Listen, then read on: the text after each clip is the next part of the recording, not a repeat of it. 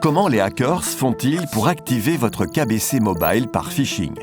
Les escrocs sont devenus depuis un bon moment les champions de l'escroquerie par Internet. Ils envoient des masses de faux emails, SMS ou messages WhatsApp pour vous prévenir par exemple d'un problème de sécurité avec KBC Touch, avec votre carte bancaire ou pour vous annoncer un remboursement d'impôts qui nécessite une action urgente. Comment fonctionne le phishing? Vous recevez un email dans lequel on vous demande de cliquer sur un lien.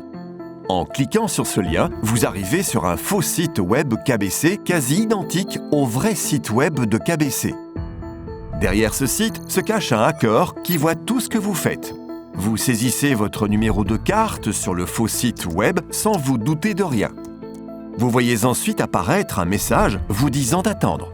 Pendant ce temps-là, le pirate copie votre numéro de carte et l'utilise pour démarrer l'installation de KBC Mobile sur son propre smartphone.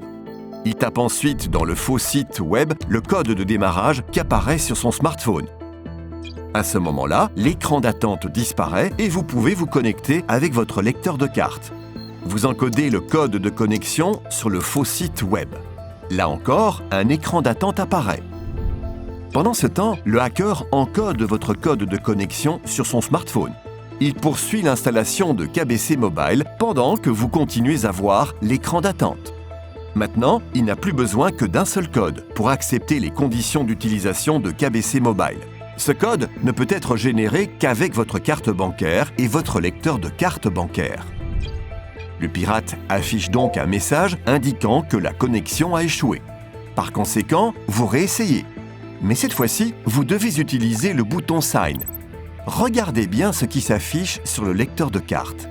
Il y est indiqué que vous signez une demande de KBC Mobile.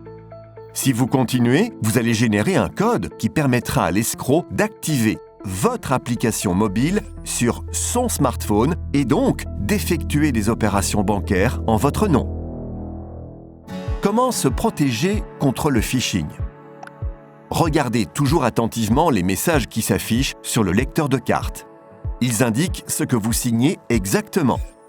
Ne communiquez jamais les codes qui s'affichent sur le lecteur de carte, que ce soit par téléphone ou après avoir cliqué sur un lien dans un message. Vous avez un smartphone? Dans ce cas, il est préférable d'utiliser l'application It's Me plutôt que le lecteur de carte. Si vous avez un doute sur un email que vous avez reçu de KBC, faites-le suivre sans attendre à secureforyou@kbc.be. Cette boîte mail est suivie 24 heures sur 24.